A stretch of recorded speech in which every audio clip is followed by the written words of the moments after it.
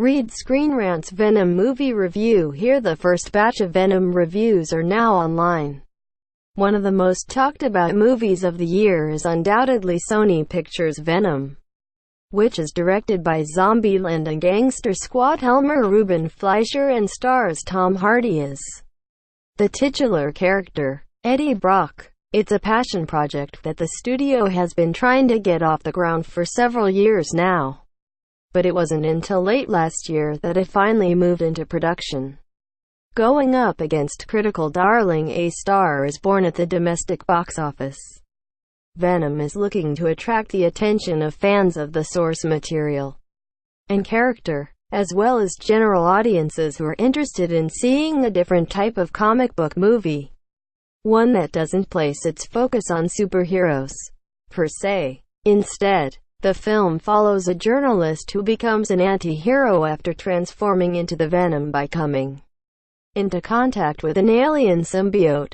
While Venom is one of the most anticipated movies of the fall, the question on everyone's mind is it good? Related, Venom movie has 2 post-credit scenes. Sony Pictures has now lifted the embargo for Venom ahead of the movie's worldwide debut this Friday, or Thursday, for select showings, and the first reviews are now starting to flood online. Below are spoiler-free excerpts along with links back to the respective full reviews.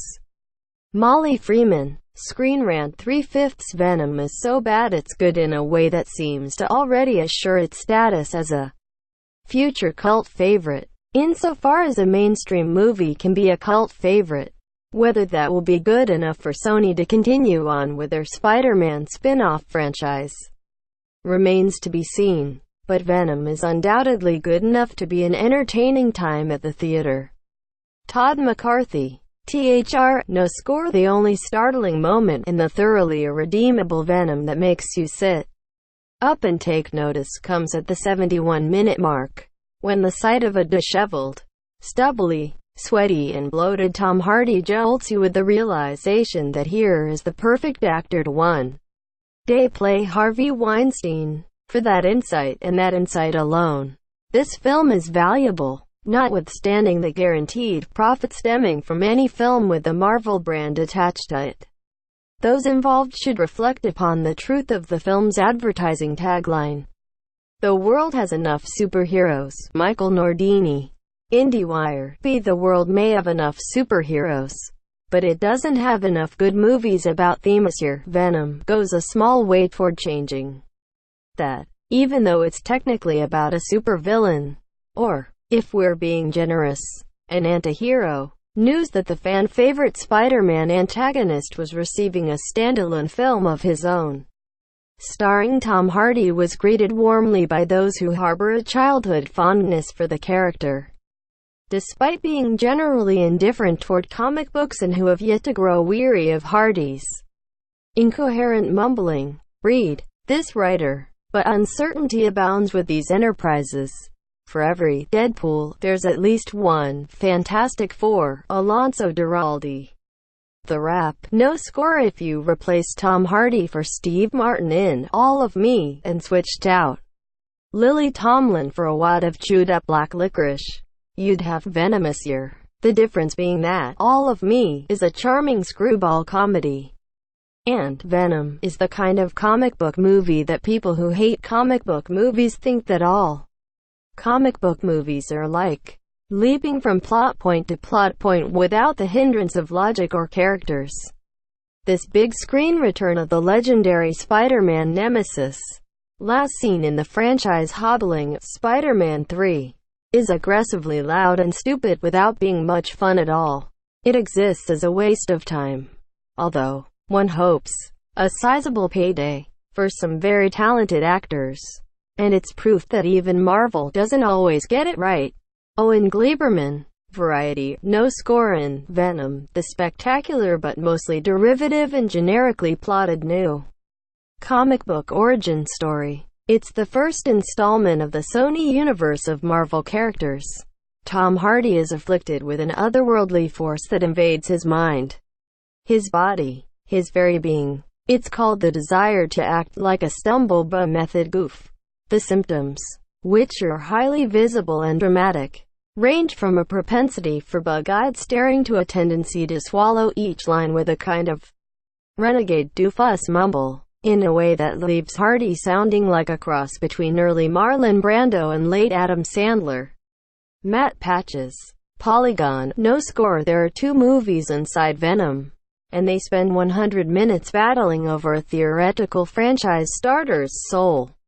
There's a big, clunky comic book movie, in which a reluctant hero embraces and wields newfound powers to save the world.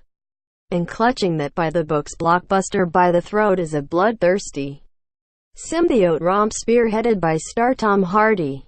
The Dark Knight Rises, who sinks his teeth into the picture with tour-de-force comedic performance.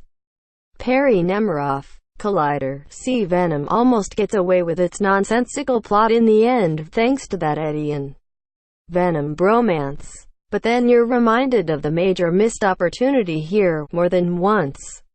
Actually, Venom should have been a quality start to Sony's own Marvel franchise. This, however, is a film that doesn't earn it, and the multiple reminders from the studio saying, "Hey, don't forget we want to make more of these," only makes it worse. Perhaps its box office will determine the future of this franchise.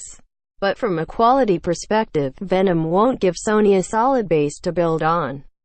Based on several of the early reviews, some of which tend to fall in line with the early reactions that debuted shortly after the film's premiere, it seems that Sony's Venom is essentially two movies in one.